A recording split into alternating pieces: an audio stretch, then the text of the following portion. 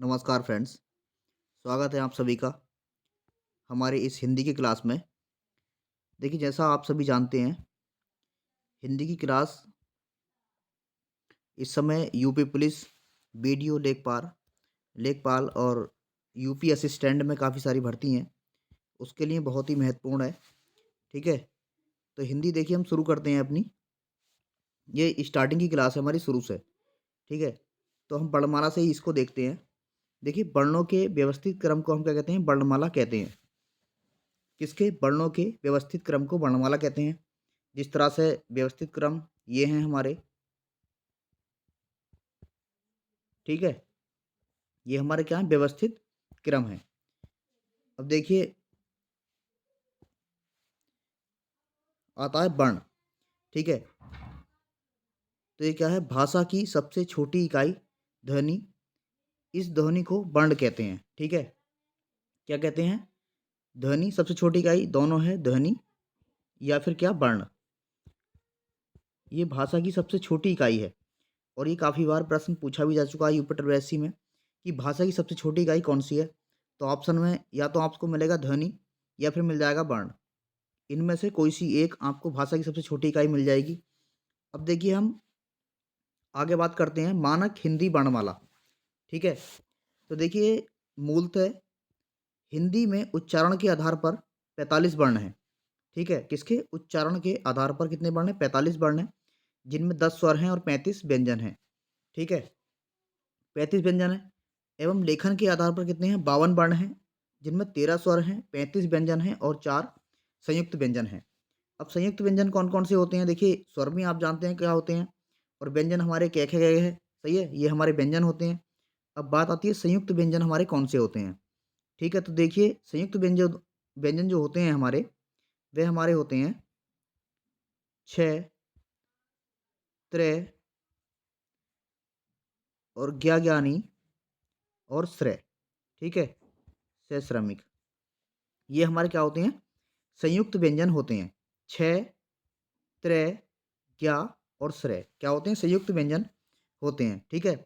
अब देखिए, सबसे ज़्यादा यही पूछा जाता है कि संयुक्त व्यंजन, निम्न में से संयुक्त व्यंजन कौन-सा है?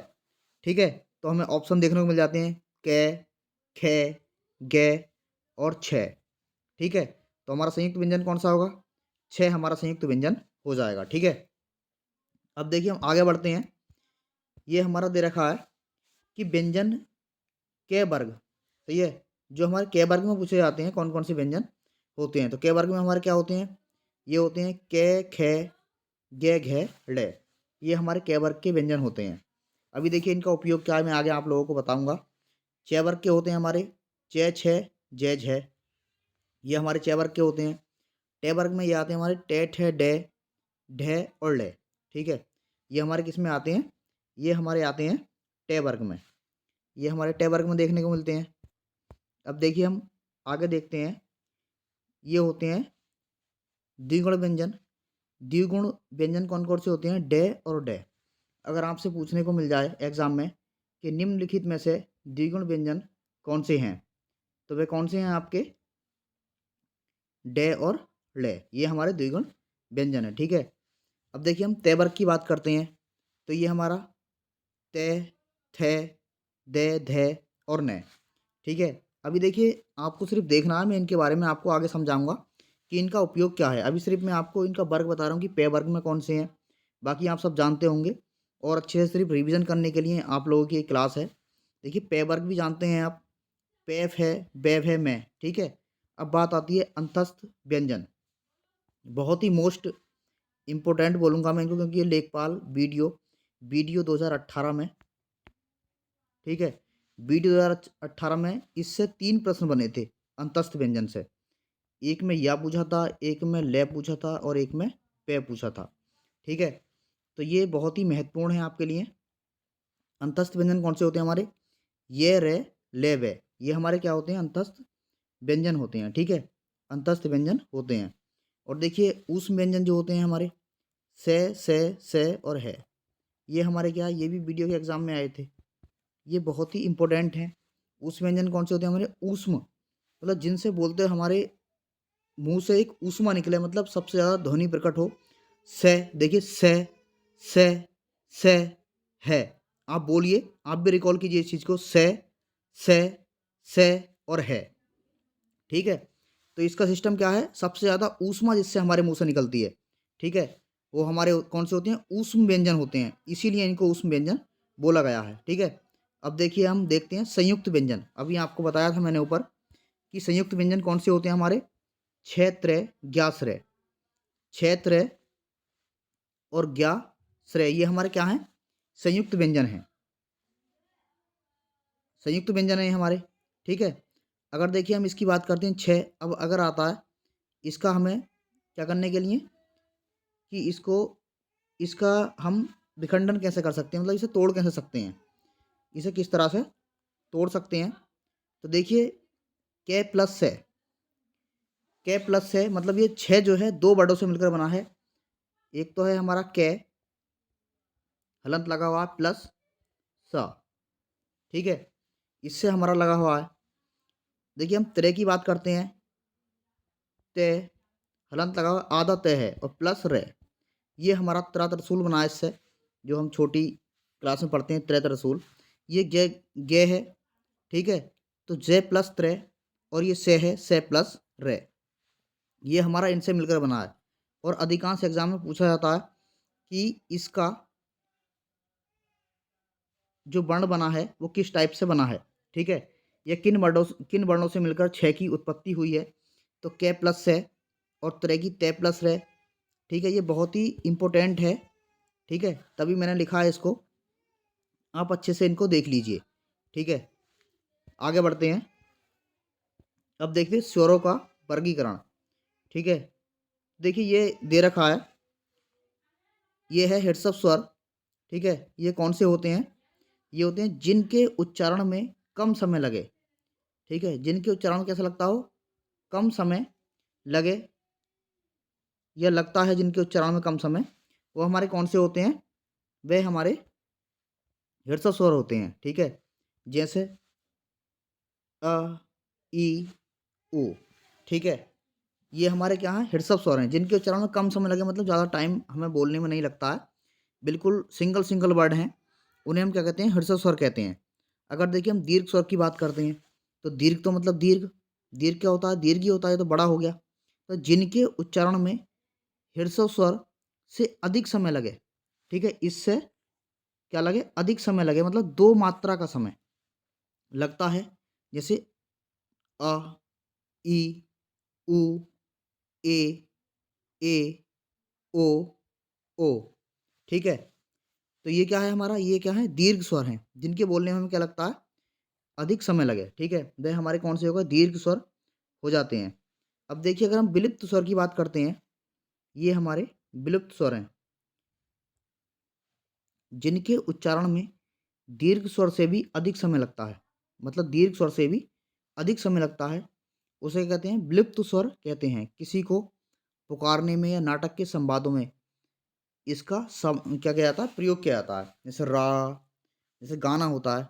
ठीक है, सा रे गा मा पा, इस तरह से होता है, आपने देखा, तो ये क्या, ये विलुप्त स्वर है, जिसकी मतलब काफ़ी हमारी ध्वनि लंबी खींचती हो इसमें, उसे हम विलुप्त स्वर कहते हैं। ठीक है, ये भी देखिए आपने देख लिया रा। अब ये जीभ के प्रयोग के आधार पर, जीभ के प्रयोग के आधार पर देखिए सभी काफ़ी मोस्ट इम्पोर्टेंट हैं ये। जीभ के प्रयोग के आधार पर देखते हैं हम कौन कौन से हमारे स्वर आते हैं। देखिए अग्र स्वर, जिन स्वरों के उच्चारण में जीभ का अग्रभाग काम करता है, किसका अग्रभाग, ई, ई, ए, ए। देखिए आप खुद बोल लो, बोल करके देखो इसे एक बार, ई, ई, ए, मतलब जो हमारे मुख से ध्वनि निकल रही है, वह ध्वनि हमारे कहाँ पर स्पर्श कर रही है, आपको ये देखना है।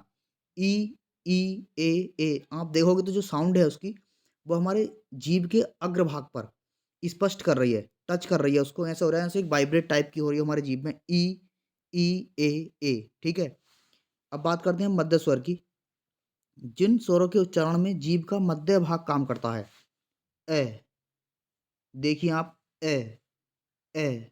ठीक है, ये क्या है, ए, और ये क्या होता है हमारा, आ। ठीक है। तो इसमें क्या होता है हमारा, आप बोलिए। तो हमारी जो ध्वनि है वो जीभ के बिल्कुल मध्य भाग पर टच करती है। एक मध्य भाग पर क्या होती है, वाइब्रेट होती है हमारी जीभ। अब देखते हैं पश्च स्वर। जिन स्वरों के उच्चारण में जीभ का क्या होता है, पश्च भाग काम करता है, मतलब पिछला भाग। देखिए आ, उ, ऊ, ओ, औ, ठीक है। ये हमारा क्या है, पश्च भाग है। आप बोलेंगे देखिए, तो जहाँ हमारे जीभ की ध्वनि क्या करती है, वाइब्रेट करती है, जीभ पर ध्वनि हमारी क्या करती है, वाइब्रेट करती है, वही हमारे क्या होते हैं, पश्च स्वर होते हैं। इसको आप अच्छे से एक बार जब बोलेंगे सही से, एक फीलिंग के साथ में, तो आपको समझ आ जाएगा कि कौन सा वर्ड कहाँ पर हमारा आना चाहिए, कौन सा अग्र स्वर है, कौन सा मध्य स्वर है, और कौन सा पश्च स्वर है। ठीक है। अब देखिए हम बात करते हैं किसके, मुख द्वार के खुलने के आधार पर, मतलब कौन सा वर्ड हमारा ऐसा है जो जब हम बोलते हैं तो हम मुंह खुलता है, मुख द्वार खुल जाता है, और किसी कुछ वर्ड ऐसे होते हैं जैसे ऊ कम खुलता है, मतलब ज़्यादा नहीं खुलता। तो देखिए विब्रत स्वर किसे बोलते हैं, जिन स्वरों के उच्चारण में मुख द्वार पूरा खुलता है। आ, बोलिए आप आ। देखिए तो हमारा मुंह का आकार क्या है, पूरा जितना हमारा मुंह का फुल आकार होता है वो पूरा खुल रहा है मुंह हमारा। ठीक है। अब ये क्या है, अर्धविव्रत। अर्धविव्रत क्या होते हैं, जिन स्वरों के उच्चारण में मुख्य द्वार आधा खुलता है। ठीक है। जो वर्ड हम बोलते हैं, जो शब्द हम बोलते हैं, जो हमारे मुख से ध्वनि निकलती है, उसमें क्या होता है, हमारा मुंह सिर्फ आधा खुलता है, मतलब नाम मात्र के नहीं खुलता है, जैसे अ, ए, औ, अ, ए, औ। हो सकता है आप हल्के से होंठ खोलने के बाद भी आप इनको बोल सकते हैं, अ, ए, औ। ठीक है। ये हमारे कौन से होते हैं, अर्धविव्रत स्वर होते हैं। अर्धविव्रत, विव्रत क्या होते हैं, जिनके बोलने पर हमारा क्या, मुख का द्वार जो है पूरा खुले। ठीक है। वे हमारे कौन से होते हैं, वे होते हैं हमारे विव्रत, और जिनका आधा खुलता है वे अर्धविव्रत। अब ये होते हैं हमारे अर्धसंवृत। ठीक है। अर्धसंवृत कौन से होते हैं, जिन स्वरों के उच्चारण में मुख्य द्वार आधा बंद है। ठीक है। आधा क्या है, बंद है, जैसे ए, ओ, आधा बंद है, ए, ओ। और ये आते हैं एग्जाम में। ठीक है। इनको यहाँ से पढ़ लो या कहीं और से कर लो, लेकिन तैयार कर लो आप, क्योंकि ये एग्ज़ाम में आते हैं। ठीक है। जहाँ से आपको अच्छा लगे वहाँ से आप तैयार कर सकते हैं, लेकिन मेरा कहने का मतलब ये है कि वीडियो प्लस लेखपाल मैं खुद दे चुका हूँ और देख चुका हूँ एग्ज़ाम। ठीक है। तो उसमें क्या होता है, आते हैं ये, तो इसी वजह से आपको बोल रहा हूँ कि आप तैयार कर लें अच्छे से इन्हें। सिर्फ मेरे माध्यम से ही, मेरे बताए हुए रास्ते से आपको सफलता मिल जाए, अच्छा है। ठीक है। चाहे आप किसी बुक से तैयार कर लें, यहाँ से तैयार कर लें, लेकिन तैयार कर लो। अब देखते हैं अर्धसंवृत क्या होता है, जिन स्वरों के उच्चारण में मुख्य द्वार आधा बंद है, ए और ओ। देखिए ए, ओ, आप आधा मुंह खोलने के बाद भी इन वर्डों का यूज कर सकते हैं, ए और ओ का। ठीक है। और समृद्ध क्या होते हैं, जिन स्वरों के उच्चारण में मुख्य द्वार लगभग बंद रहता है। ठीक है। बंद रहने के बाद भी हम मुंह को अपने ने बोल सकते हैं, समृद्ध होते हैं वो, क्या कहलाते हैं, समृद्ध कहलाते हैं।